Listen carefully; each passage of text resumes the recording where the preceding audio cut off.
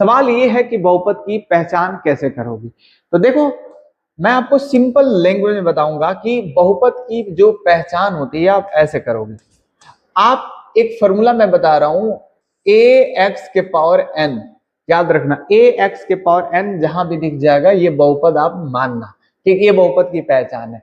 और इसमें जो एन है ना, एन का मान 0, 1, 2, 3, 4, 5, 1 होगा, ठीक।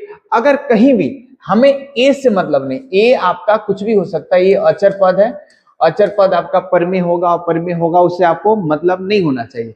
बस ये आपको याद रखना, ये जो पावर है ये पावर एक पूर्ण संख्या के रूप में होना चाहिए। जहां भी ऐसे दिख जाएगा तो ये बहुपद होगा, नहीं दिखेगा बहुपद नहीं दिखेगा। Simple simple.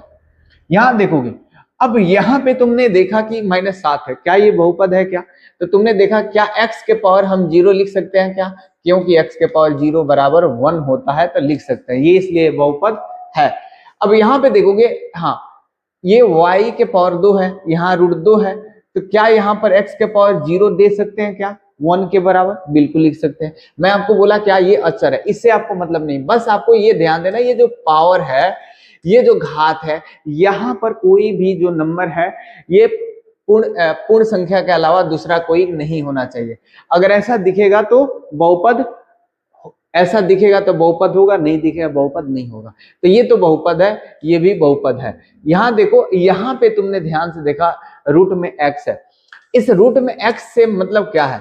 अगर मैं इस x का जो ये पावर हटाऊंगा तो 1/2, क्या 1/2 एक पूर्ण संख्या है क्या? नहीं है, नहीं है, मतलब यही हमारा बहुपद नहीं है।